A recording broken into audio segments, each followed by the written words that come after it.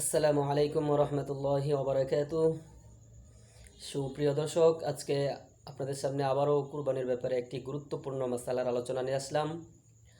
আজকের আলোচনাটি হলো কুরবানির পশু জবাই করার পরে সেটার গোশত বানানোর জন্য কসাই নির্ধারণ করা হয়। সেই কসাইকে কুরবানির পশুর গোশতর কিছু অংশ দেওয়া যাবে কি না, সেটা অনেকেই জানার জন্য প্রশ্ন করেছে।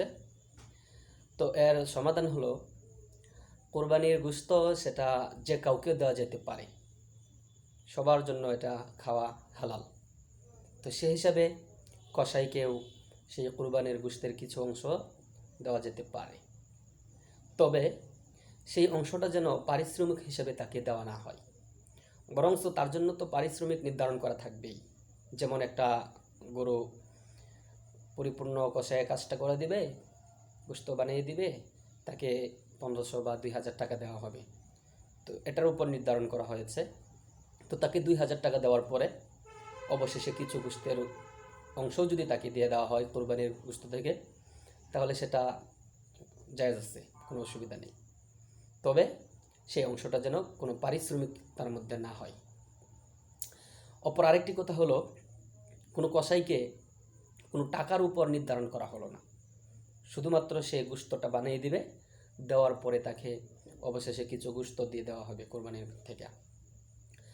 হ্যাঁ, এই সূরাটা হচ্ছে খুব গুরুত্বপূর্ণ।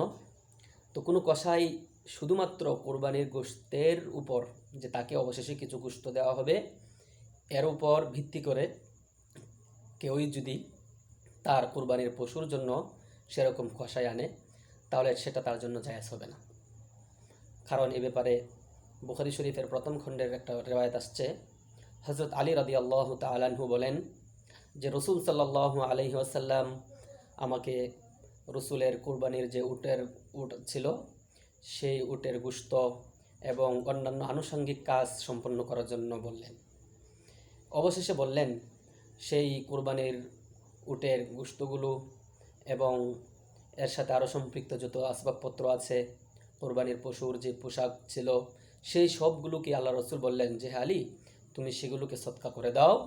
তবে কসাইকে যেন কোরবানির সেই অংশ থেকে কোনো কিছু না দেওয়া হয়, কারণ কসাইয়ের যেই পারিশ্রমিক আছে সেটা আমাদের পক্ষ থেকে ব্যক্তিগতভাবে দেওয়া হবে।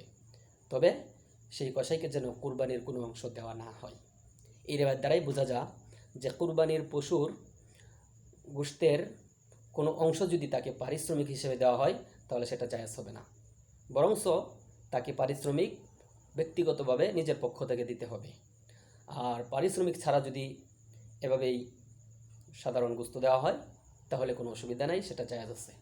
শুকরান, জাযাকুমুল্লাহ, আহসানাল জাযা।